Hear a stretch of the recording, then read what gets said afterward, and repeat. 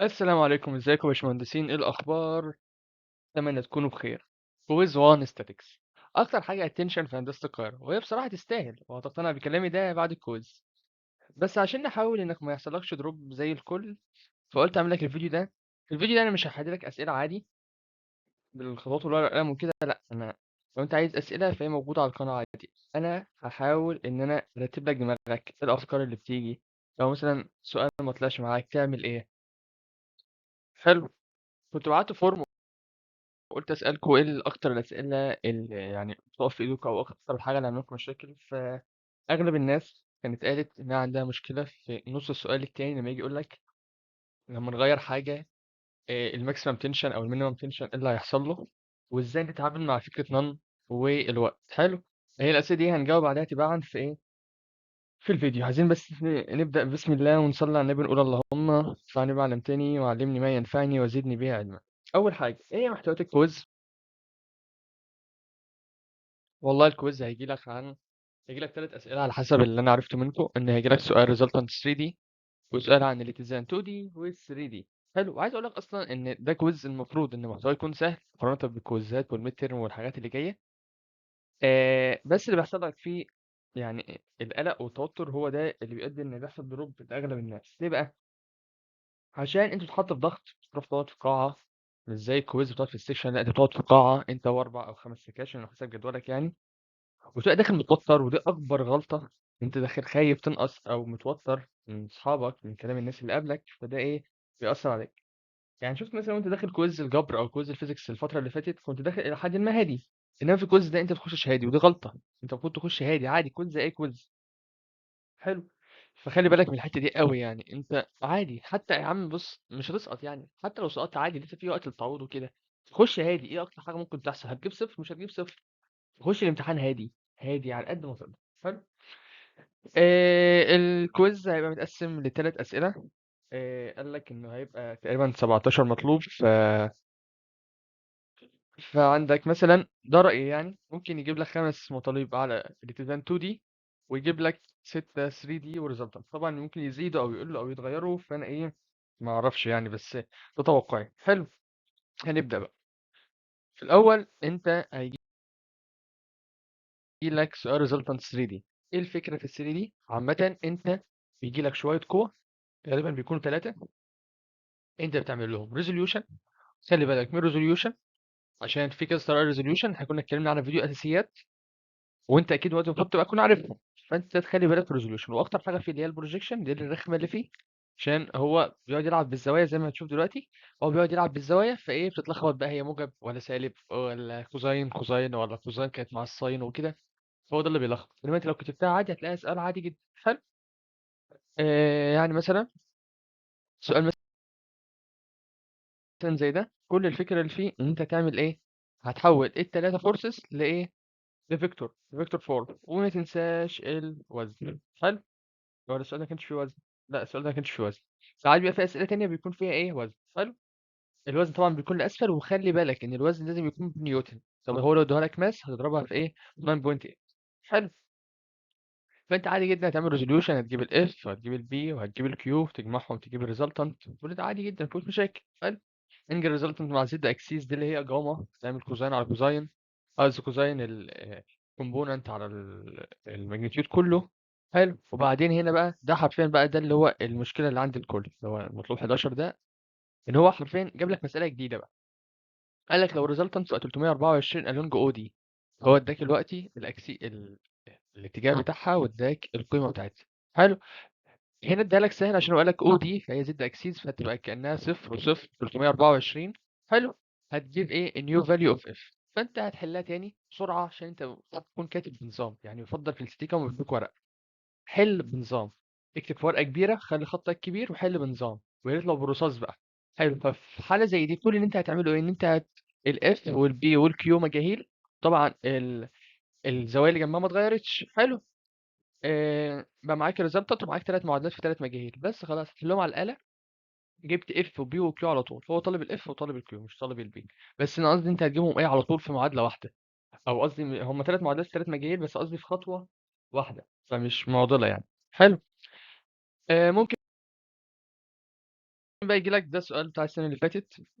الفكرة في ايه؟ اداك فورس بي واداك فورس اف واداك تنشن دي وسي وعمل لك انترنال فورس في الاي بي. حلو. البي والاف معلومين، فانت عندك ستيل ثلاث معادلات في ثلاث مجاهيل، الاي بي والسي والدي. مشكلتهم ايه؟ مشكلتهم في الانجلز، دي كانت مشكلة عندنا كلنا. يعني حتى انا وانا في الامتحان انا فاكر ان حوار الانجلز ده كان معضلة، ورجعت على السؤال تقريبا اربع مرات قبل ما ابدا اخش في ايه، في المطالب. انا وانا بكتب الفورم شفتها وكتبتها تاني وبعدين رجعت عليها تاني قبل ما اخش تحت، عشان عارف ان هم دول لو صح كل اللي تحت هيكون صح. فانت لو عرفت تعمل الثلاث معادلات دول في الثلاث مجاهيل، خلاص انت جبت ثلاثة فلوس الصح. تقدر تجيب التنشن والثلاثه دول. حلو. طب الانجل، اعتقد الانجل بس خلاص بسيطه يعني، وعايز الانجل اي بي دي، فانت هتجيب كوزاين الثيتا في كوزاين الثيتا. ده اليونت فيكتور. فاهمني؟ قصدي اليونت فيكتور في اليونت فيكتور ده كوزاين الثيتا، هتجيب اليونت فيكتور الاي بي تضربه في اليونت فيكتور في البي دي، تضربهم في بعض دوت برودكت يديك الايه، كوزاين الانجل اللي بينهم. موضوع بسيط يعني. حلو. هنا بقى السؤال برضو اللي كلكم بتسالوا فيه، اللي هو لو غيرنا بي والاف ثابته زي ما هي. حلو. قال لك الماكسيمم انترنال فورس مش هيزيد عن 541. بص، هو كده كانوا بيقول لك ان هو هيغير المساله، هيخلي الانترنال فورس ما تقدرش تزيد عن 541. فانت هتحطها في المساله 541. فكده بقت معلومه. وقال لك ان اف ما اتغيرتش، فاف ستيل معلومه. حلو. فايه كده اللي اتغير بالنسبه لك؟ اللي اتغير بالنسبه لك البي والاثنين تنشن، البي سي والبي دي، دول اللي اتغيروا. برضه ثلاث معادلات في ثلاث مجاهيل، طبعا معادلتك ثابته جاهزه، هتشخبط على اللي اتغير، والثابت هتسيبه ثابت. ثلاث معادلات في ثلاث مجاهيل ترزعهم على الاله، هيطلع لك البي والبي سي والبي دي. طب هو هنا ما قالكش ان هو عايز بي سي الجديده ولا البي دي الجديده، قال لك المينيمم تنشن والماكسيمم تنشن. هتشوف البي سي والبي دي تقارنهم ببعض، مين فيهم اللي كان كبير. لو يكن مثلا البي سي هي اللي كانت كبيره، فمعنى كده ان البي سي لو مثلا زادت للضعف فالبي دي هتزيد للضعف، بس ستيل البي سي الكبيره والبي دي هي هتفضل صغيره. حلو. فهنا المينيمم تنشن هي البي دي مثلا، عشان هي ايه كانت صغيره واحنا بنحسبها هنا، فالبرضه دلوقتي هتفضل صغيره. حلو. طب البي سي كانت كبيره واحنا بنحسبها هنا، خلاص يبقى هي الماكسيمم تنشن. فهمت قصدي؟ ساعات برضه في مسائل تاني يقول لك لو الماكسيمم تنشن اتغير بقى بكذا، هنا برضه هتعمل نفس الحوار، هتشوف انهي واحده في التنشنز كلها هي كانت اكبر حاجه، و تخليها هي بالقيمه الجديده اللي هو قالها لك، وبعدين تحسب ايه الباقي. حلو.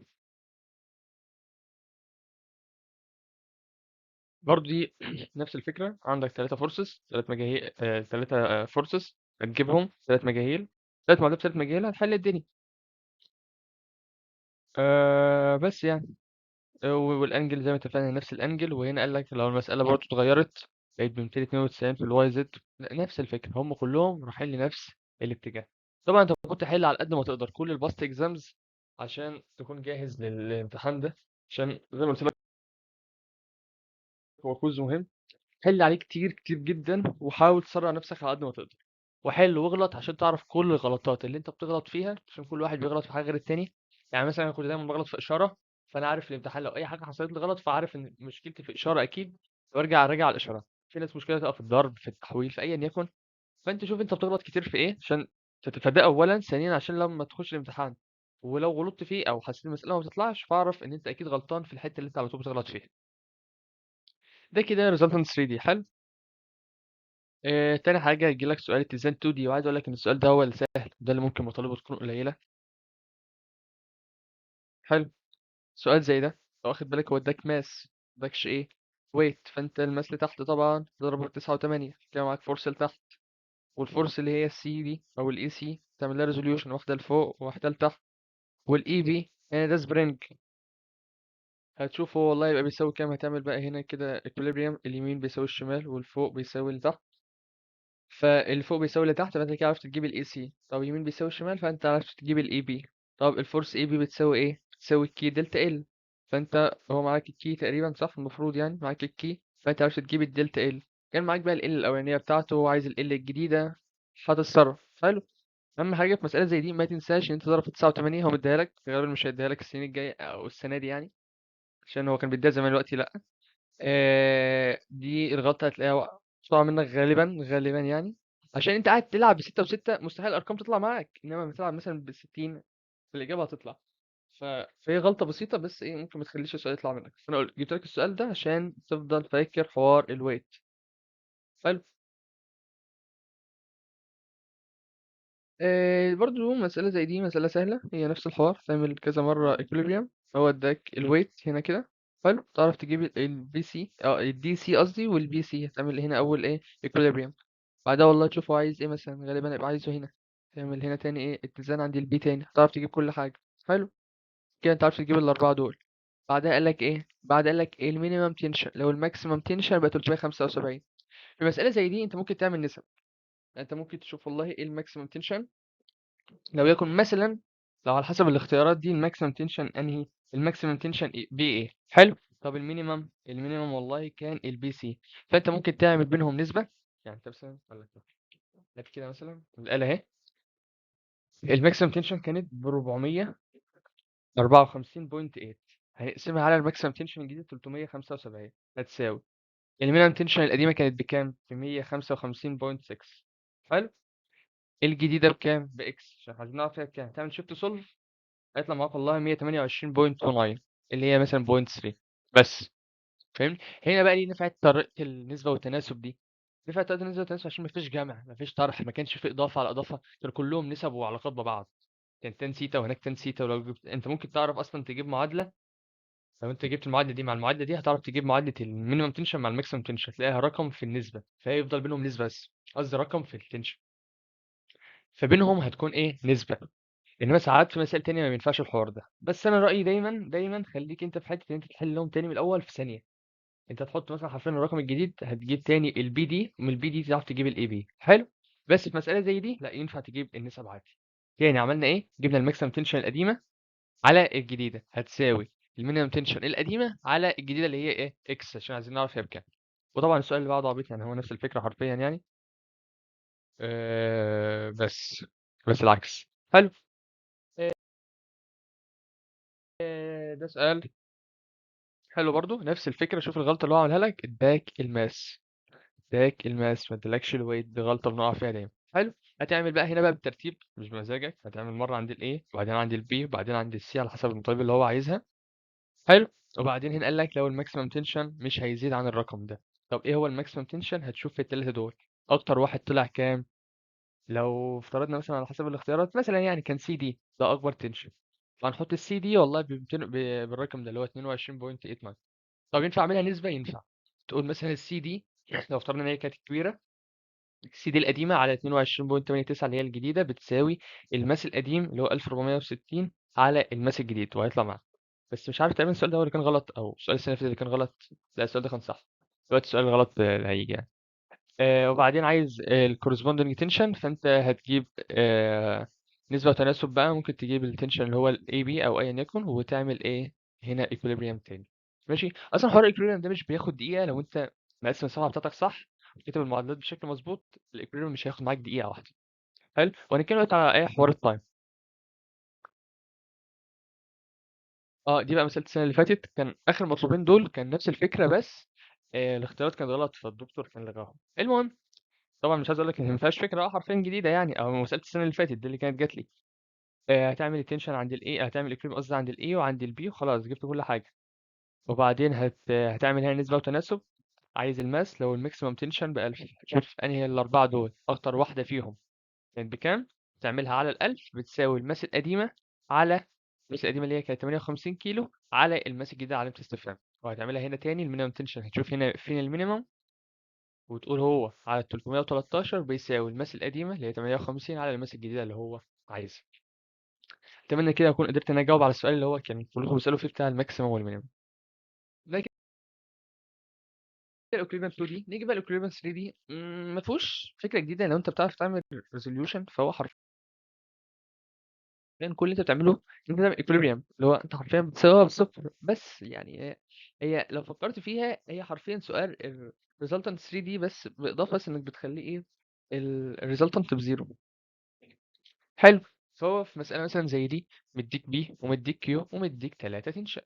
حلو، هات 3 معادلات في 3 مجاهيل تاني، أهم حاجة فيهم تظبط الزوايا. ظبطت الزوايا يا باشا، خلاص السؤال بتاعك بقى جاهز إن هو يتحل. حلو، طب بعد ما ظبطتهم هتسويها بقى بصفر وصفر وصفر اللي هي الايه الريزلتنت. بس 3 معادلات في 3 مجاهيل، جبت الايه التلاتة ماجنتيود. طبعا الانجل قلت لك تضرب يونت فيكتور في اليونت فيكتور، بيساوي كوزين سيتا، وده كذلك. كده انت جبت الخمسة دول. خدوا في ايدك قد ايه؟ ما خدوش مثلا اكتر من 3 4 دقايق. حلو. يا عم 5 دقايق. نيجي هنا بقى تاني. قال لك نيو فاليو اوف كيو لما البي ما اتغيرتش، لو الماكسيمم فورس مش هتزيد عن 6900. يعني ايه؟ هتشوف في الثلاثه اللي احنا جبناهم دول، اكبر واحده كانت ايه؟ لو يكن مثلا كانت الاي سي، هتخلي الاي سي ب 6900. هنا ينفع نسبه وتناسب؟ لا، اعتقد لا، هي مش هينفع نسبه وتناسب عشان هيبقى في جمع وطرح، فنسبه وتناسب مش هتظبط. حلو. هنا بقى لازم تحلها من الاول. بالتالي جرب النسبه والتناسب، بس على ما اتذكر ان هنا مش هتنفع عشان ايه؟ في جمع وطرح، فمش هتظبط معاك. جرب برضو بس غالبا مش هتظبط. حلو. المهم هنا هتحل المساله تاني من الاول. هتشوف الماكسيمم تنشن القديمه على الماكسيمم تنشن الجديده مش هتنفع بقى، فهتعوض بالرقم ده تاني هنا في الماكسيمم تنشن، وتحل المعادلات تاني. هتعرف تجيب الايه الكيو. وبعدها هتعمل ايه؟ عايز المينيمم انترنال فورس، بس هتشوف انهي واحده في دول المينيمم، وهات الفاليو بتاعتها الجديده هي دي اللي هو ايه طالبها هنا. وبعدين عايز الماجنتيود about O. بس يعني ما اعتقدش ان دي معضله بالنسبه لك، يعني اصلا البي والكيو بيأثروا في نفس النقطه اللي هي الايه، فانت تعملها مره واحده. والبي والكيو اصلا هتكون جبتهم، فالموضوع هيبقى ايه بسيط جدا يعني. برضو هنا نفس الفكره، بس هنا بقى اللي لخبطك الكوردينيت. طبعا انت معاك الويت هنا، اعتقد هو مديهولك جاهز. ايوه مديك الويت جاهز اهو. اللي لخبطك هنا شويه الكوردينيت، بتخلي بالك بالظبط النقطه فين. يعني هي مشت كده كام، مشت كده كام، مشت اكس كام، والواي كام، والزد طلعت كام. وهك- سوري. الحمد لله. وهكذا. عشان ده اللي بيلخبط، فانت تراجع الكوردينات مره واتنين قبل ما ايه تبدا تحل. طبعا الانجل زي ما اتفقنا التلاته تنشن، تلات معادلات، تلات مجاهيل. بس هنا هنا لا، هنا دول اربعه تنشن مش تلاته. فانا فاكر السؤال ده. هتلاقي واحده فيها اتنين تنشن بيساوي بعض. ايوه اللي هو تنشن بي اي اي. هو قال لك هو تنشن كيبل واحد، فالتنشن في الاي بي هو في الاي اي. عشان كده هم تلات معادلات في تلات مجاهيل. ما ينفعش يكونوا اربعه. لو خدت بالك في المطالب تحت هيبقى طالب واحد بس فيهم. الاي بي اكيد مش هيطلب الاي اي عشان انت عارف ان هيها. حلو. ونفس الفكره النيو فاليو لو الويت بقت بكذا، النيو فاليو بتاعت الويت لو الماكسيمم تنشن بكذا، هتشوف الثلاثه دول الماكسيمم. وبعدين هتساويها ببعضها وتجيب الويت. بس هي تحلها تاني. حلو. وهكذا المينيمم تنشن. كده احنا اتكلمنا عن الاسئله، يعني او عملنا ريفيجن سريعه. الاسئله اللي ممكن تيجي طبعا انت لازم تحل، انت اللي تحل كتير. اقعد يوم الاثنين الجاي ولحد حرفيا اقعد على الماده. عشان انت لما بتجيب درجه حلوه في الكويز ده تحس بفرحه بجد كده. تحس ان انت عارف كده اللي هو إيه، حسيت تحس بالانجاز غير الكويزات التانية يعني. عشان الاغلب ما بيبقاش حاجه كويس، عكس الكويزات التانية يبقى كله عارف. انت في الكالك مثلا تحس كله جايب 18 19، فانت حتى لو انت جايب 20 وجامد فما حسيتش بالانجاز. انما انت لو قافل هنا الكويز او جايب درجه عاليه فانت عمله نادره يعني. المهم بقى تيبس اند تريكس. شويه تيبس بقى تفرق معاك. اول حاجه اداره الوقت. طب ندير الوقت ازاي؟ بص، المفروض ان انت الكويز بتاعك في 45 دقيقه صح؟ حلو. 5 دقايق المفروض ان هي وقت بدل من ضائع. اول 5 دقايق ضايعه بتكتب الكود بتاعك، بتكتب اسمك، الورقه بتجيلك متاخر، ايا يعني يكون في 5 دقايق ضايعين. حلو. عشان ما تبقاش بتوتر تقول له خلنا دقيقتين وتوتر نفسك. يا عم في 5 دقايق ضايعه. يفضلك كام يا باشا؟ يفضلك 40 دقيقه. قليلين؟ لا مش قليلين، حلوين جدا. انا رايي انا مش لازم تبدا بترتيب الامتحان. ابدا بالايكويفالنت 2 دي. ليه؟ سؤال بسيط سهل، هتعمل اتزاني هنا واتزاني هنا والموضوع بالنسبه لك خلاص، وغالبا على عدد مطالب قليل وهيكون سهل ان شاء الله. فانت هتحس بثقه كده اللي هو ايه، انا حليت 5 مطالب مثلا في 10 دقائق، خلاص لسه سؤالين وعلى نص ساعه. فهتحس ان الدنيا ايه كويس. حلو. بعدها تحل ايه يا باشا؟ بعدها تحل الريزلتنت 3 دي. طب اشمعنى؟ بص هو الموضوع الى حد ما يبقى بسيط بالنسبه لك. يعني هتفك الفيكتور 3 معادلات في 3 مجاهيل، هتجيب مثلا معاها انجل، هتجيب مومنتايه ولا اتنين، والسؤال ايه هيبقى خلص معاك. حلو. رايي برضو ما ياخدش في ايدك اكتر من 10 دقائق. هتقولي يعني هو زي الاكريليوم 2 دي؟ هقول لك المفروض الاكريليوم 2 دي ما ياخدش 10 دقائق، ياخد اقل. بس انا بقول لك افرض ان ده 10 يعني ده 10. حلو. هتخش بقى على الاكريليوم في 3 دي. يعني ده اللي هياخد وقت ده، مرتاح ربع ساعه. عشان انت بتعمل 3 معادلات في 3 مجاهيل وبترجع تحل المساله تاني فربع ساعه.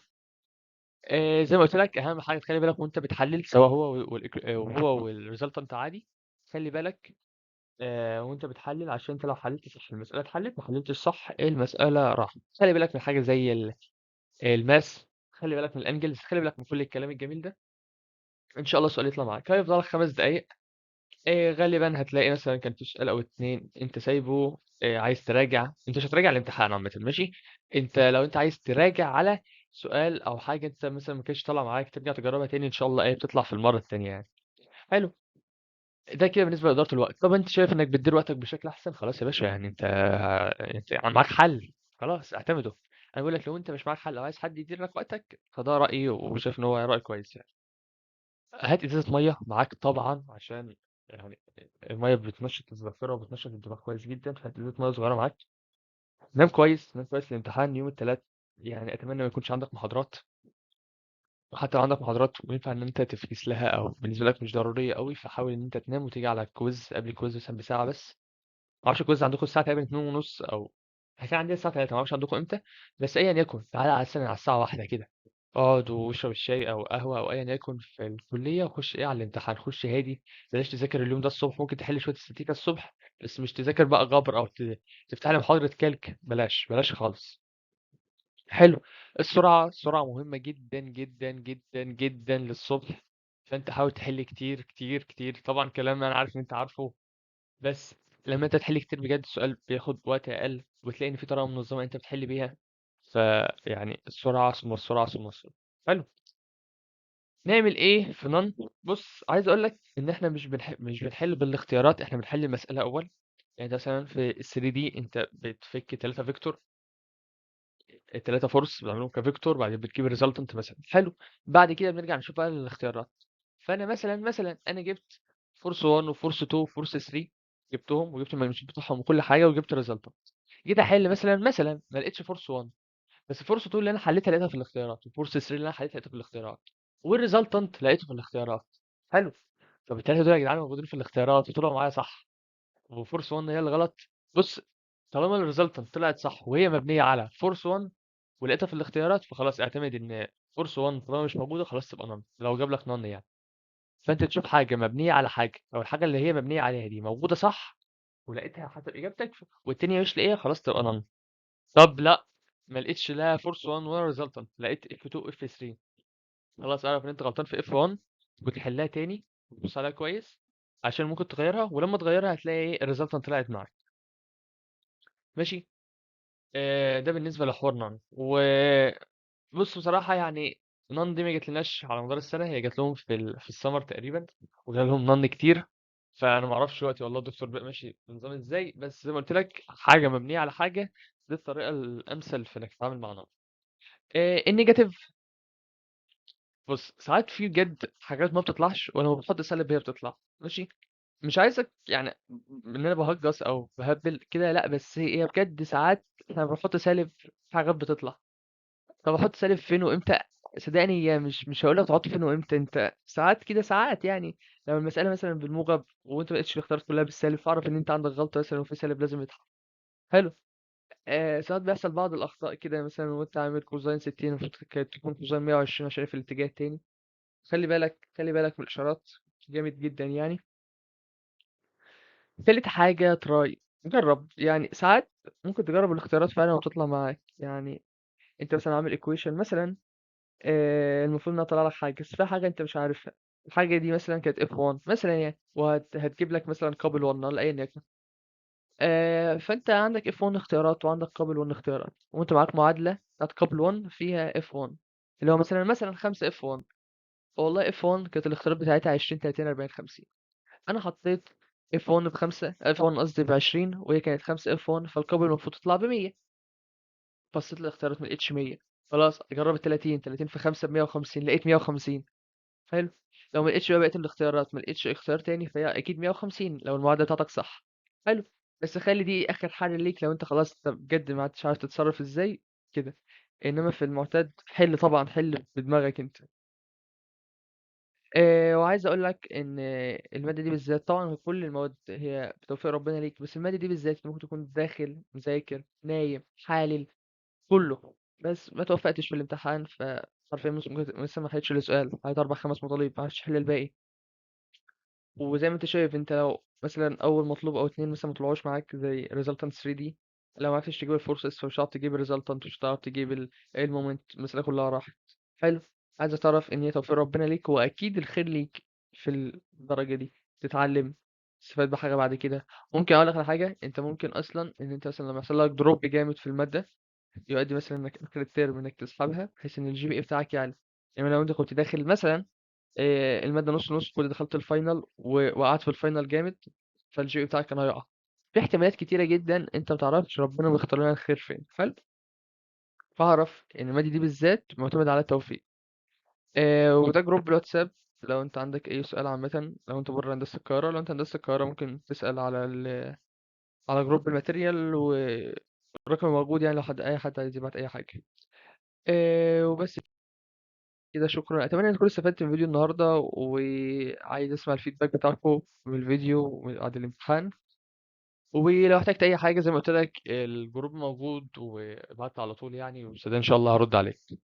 ربنا يوفقكم يا شباب، مع السلامة.